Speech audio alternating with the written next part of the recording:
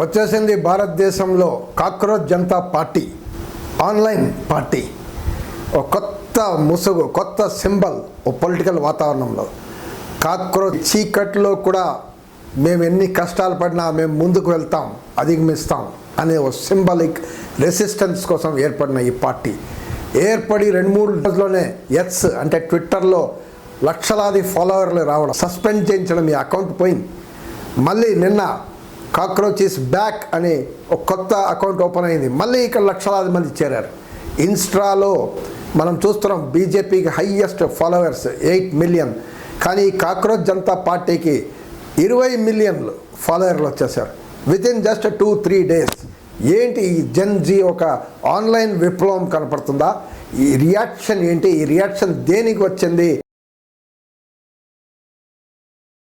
రోజుల క్రితమే chief justice of India కోర్టులో ఒక న్యాయవాది, నేను అడ్వకేట్, నా సీనియర్ అడ్వకేట్ నన్ను అని పేరు పెట్టాలి అని ఒక కేసు వేశాడు. ఆ కేసు మీద జడ్జ్మెంట్ ఇవ్వడం ఒక ఎత్తు అయితే, ఆయన ఒక స్వీపింగ్ కమెంట్స్ ఇచ్చాడని మీడియా చెప్పింది.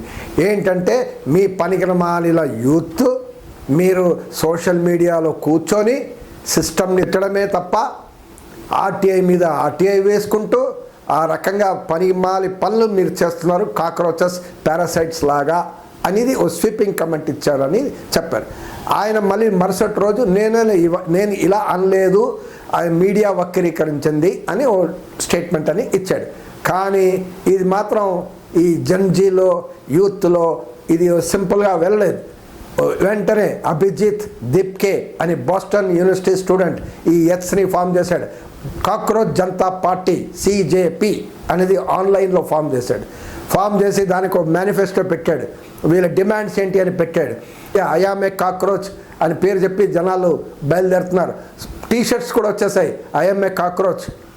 అన్ఎంప్లాయ్మెంట్ ఈరోజు భారతదేశంలో గత 45 సంవత్సరాల్లో హయ్యెస్ట్గా ఉంటే, ఐఐటీలు, డిగ్రీలు, గ్రాడ్యుయేట్లు, ఇంజనీర్లు వీళ్ళందరికీ ఉద్యోగాలు లేకుండా ఉంటే, అన్ఎంప్లాయ్మెంట్ ఇంత తీవ్ర పరిస్థితిలో ఉంటే వీళ్ళని పనికి మాలని అంటారా? మేం పనికి మాని వాళ్ళమా అనేది వాళ్ళు అడుగుతున్నారు, ప్రశ్నిస్తున్నారు. మీరు సోషల్ మీడియాలో మేం పనికి మాలి వాళ్ళమా? అసలు మీ దగ్గర పేరుకుపోతున్న కేసులు ఉన్నాయే, మీరెందుకు అది సాల్వ్ చేయట్లేదు? దీప్కే ఏమంటాడంటే, ప్రజలంతా ఫ్రస్ట్రేటెడ్ అయి ఉన్నారు, వీళ్ళకి ఒక ఎవరు పట్టించుకునే నాదుడు లేడు, రిప్రజెంటేషన్ లేదు, మా సమస్యలు ఎవరు పట్టించుకోవట్లేదు. ఒక ఫ్యాన్ అయితే ఏమన్నాడు, it is a fresh air in this political uncertainty. Cockroach Janata party .orgలో వెళ్తే మీకు మేనిఫెస్టో కనపడుతుంటుంది. వాళ్ళ మేనిఫెస్టోలో ఫస్ట్ పాయింట్ అంటున్నారు, ఏ చీఫ్ జస్టిస్ ఆఫ్ ఇండియా అయినా రిటైర్ అయిన తర్వాత రాజ్యసభ సీట్ ఇవ్వకూడదు అనే చట్టం పాస్ చేయాలి. అంటే ఎందుకు పెట్టారు? నంబర్ 2 వాళ్ళ పాయింట్ ఏమంటే, నా ఓట్లు, ప్రజల ఓట్లు ఎవరైతే డిలీట్ చేశాడో, ఓట్లు లేకుండా చేశారో, అలా అప్పుడు చీఫ్ ఎలక్షన్ కమిషనర్ని అరెస్ట్ చేస్తాం UAPA కింద అనేది చెప్పడం జరిగింది. అంటే ఇవి లేటెస్ట్గా మనం చూస్తున్నాం, చాలా రాష్ట్రాల్లో చాలా లక్షల ఓట్లు అనేది తీసేయబడింది. ఓటు చోరీ అనేది చెప్తున్నారు కదా అపోజిషన్ పార్టీ. సో ఈ ఓటు చోరీ జరిగితే చీఫ్ ఎలక్షన్ కమిషనర్ని మేము అరెస్ట్ చేస్తాం UAPA. అసలు కాకపోతే ఇక్కడ ఈ CJP కాక్రోచ్ జనతా పార్టీ వాళ్ళ చిన్న రాంగ్ డిమాండ్ ఉంది. UAP కింద అరెస్ట్ చేస్తామని చెప్పండి. అసలు UAPA అన్యాయం, అసలు UAPని రద్దు చేస్తామని చెప్పాలి. అది సో వీళ్ళు ఇంకా మెచ్యూర్ కావాలన్నమాట. ఈ జన్జీ ఇంకా స్టడీ చేస్తూ ఇంకా మెచ్యూర్ కావాలి. ఏది ప్రజాస్వామ్యం, ఏది అప్రజాస్వామికం అనేది వాళ్ళు కూడా తేల్చుకోవాలి. ఏది రాజ్యాంగ విరుద్ధం అనేది కూడా వాళ్ళు కూడా కొన్ని స్టడీ చేసి తేల్చుకోవాలి. అదే రకంగా మహిళలకి ఇప్పుడిప్పుడే 50% రిజర్వేషన్ ఇస్తాం, క్యాబినెట్ మినిస్టర్స్ అందరికీ ఇప్పుడే 50% ఉంటారు అనేది వాళ్ళు చెప్పడం జరిగింది. తర్వాత 4వది చాలా ఇంపార్టెంట్ పాయింట్ చెప్పారు, మీడియా గురించి. అదానీ అంబానీ కంట్రోల్లో ఉన్న ఏ మీడియా సంస్థలైనా వాటి లైసెన్స్ని మేము రద్దు చేస్తాం. ఈరోజు టీవీ మీడియా కానీ ప్రెస్ మీడియా కానీ మెజార్టీ ఈ వీళ్ళ కంట్రోల్లో ఉంది, కార్పొరేట్ మీడియా. లేదు, ట్రూలీ ఇండిపెండెంట్ మీడియా రావాలి ఇండియాలో అని వీళ్ళు అడుగుతున్నారు. Yes, right demand.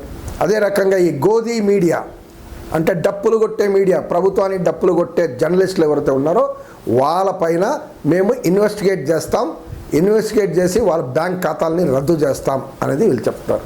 అంటే ఓ ట్రూలీ ఇండిపెండెంట్ మీడియా. ఈరోజు మీడియా అండ్ కోర్టులు వీళ్ళు ఇద్దరు ప్రజల కోసం పనిచేయాలి అని ప్రధానమైన డిమాండ్ అనేది క్లియర్గా కనపడుతుంది. అదే రకంగా 5వ డిమాండ్ ఒకటి పెట్టారు మేనిఫెస్టోలో.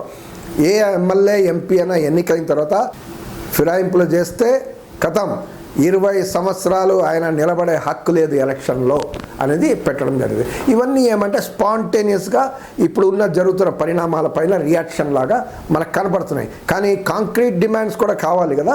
జన్జీ అనేది కేవలం హై క్లాస్లో కాదు కదా, జన్జీ పేద వర్గాల్లో కూడా ఉన్నారు కదా, చాలామంది ఎక్కువ మంది అక్కడే ఉన్నారు కదా. వాళ్ళ సమస్యలు కూడా వీళ్ళు కాంక్రీట్ డిమాండ్లో ఉండాలి అనేది ఎక్స్పర్ట్స్ చెప్తున్నారు. కాంక్రీట్గా ఉండాలి. జన్జీ ఫేస్ చేస్తున్న అన్ని సమస్యలు దీంట్లో రావాలి. ఏదో 4-5 ఇష్యూస్ ఇట్లా స్పాంటేనియస్గా రైజ్ చేయడం ఓకే, ఆన్లైన్లో వెంటనే ఆ రిమార్క్స్ పైన రైజ్ చేయడం ఓకే, బట్ ఇలా ఉండాలి. ఈరోజు మనం చూస్తున్నాం తమిళనాడులో ఒక పరిణామం, జన్జీ ఒక ఎఫెక్ట్ అనేది క్లియర్గా కనబడుతుంది టీవీకే పార్టీ రావడానికి. సో జన్జీ బాగా పనిచేసింది, సోషల్ మీడియాలో బాగా పనిచేసి మొత్తానికి ఒక ప్రభుత్వాన్నే మార్చేశారు. కొత్త ప్రభుత్వంలో వాళ్ళు వచ్చారు. సరే వాళ్ళు ఏం చేస్తారు ఏంటి అనేది మనం చూడాల్సి ఉంది, దానిపైన మనం చర్చిస్తాం, అది వేరే.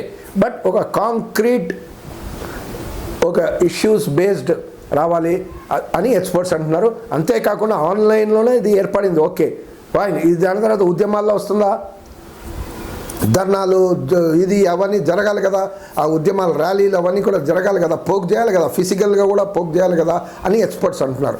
ఆ రకంగా కూడా ఇది ముందు వెళ్తే అప్పుడు ఇండియాలో కూడా జన్జీ మేల్కొంటుంది అనేది అనే ఫీలింగ్ అనేది ప్రజల్లో వస్తుంది, విశ్వాసం వస్తుందని ఎక్స్పర్ట్స్ అనేది అంటున్నారు. తమిళనాడు పరిణామం తర్వాత కాక్రోచ్ పరిణామం అనేది డెఫినెట్గా ఈ సిస్టమ్ జనాలు ఎదుర్కొంటున్న ఈ అన్సర్టనిటీ.